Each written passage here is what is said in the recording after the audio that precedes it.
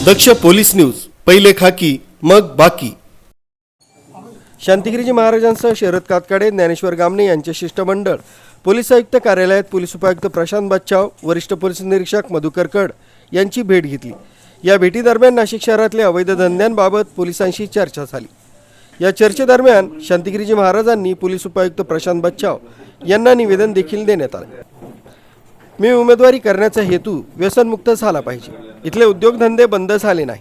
आम्ही भक्त परिवार मैदानात उतरल्याशिवाय राहणार नाही, असा थेट इशारा शांतिगिरीजी महाराज यांनी दिला। दिरंगाई का होऊ शकते हे आपल्यालाही विचार आपण करू शकतो की एक दांडग्याचा मुलगा असल्यामुळे की अनेक संबंध एकमेकाचे असतात आणि संबंध असल्यामुळे असा प्रकार घडूच असं आम्हाला वाटतं।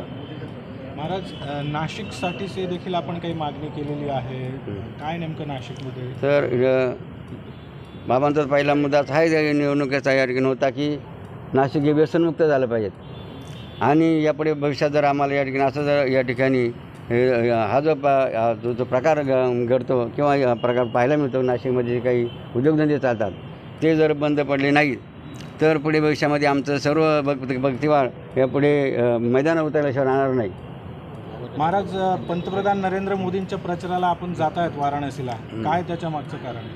तर आमचं त्या ठिकाणी बघा, जनस्वामींनी आम्हाला एक वार्षिक परंपरा दिली, त्याप्रमाणे कार्यक्रम तिथं बाबांच्याच अनुसरामध्ये संपन्न होणार आहेत आणि देशभक्तीचा संगम त्या ठिकाणी होत असल्यामुळे नरेंद्र मोदी आमचे एक राजकीय आदर्श आहेत आणि ते आदर्श असल्यामुळे की बाबांचा मुद्दाच आहे की लढा राष्ट्रीयताचा आणि संकल्प शुद्ध राजकारणाचा आणि म्हणून राजकारणी चांगली माणसं आली पाहिजेत। आपण या 10 वर्षामध्ये पाहतो की भारतामध्ये जे काही आपल्याला प्रगतीच्या दृष्टीने पावलवाट या तीन घटना दिसते, जसं काश्मीरमध्ये 370 कलम रद्द होणे असेल किंवा राम मंदिर असेल किंवा काशीचा कॉरिडॉर असेल, अशा अनेक बघा मुद्दे किंवा लोकसंख्या नियंत्रण कानून असेल किंवा नागरिकत्व असेल, असे अनेक जे मुद्दे जे भारताच्या दृष्टीने महत्त्वाचे आहेत आणि म्हणून अशा व्यक्तींची गरज असल्यामुळे त्यांनी आमची सर्व मंडळी अशा माणसांना त्या ठिकाणी मदत करणं आणि त्या निवडणं आमचं कर्तव्य समजतो। म्हणून त्या ठिकाणी आम्ही त्या ठिकाणी त्यांची उमेदवारी काशीमधून आणायची होत असल्यामुळे त्यांचा प्रचार आम्ही त्यांनी करणार,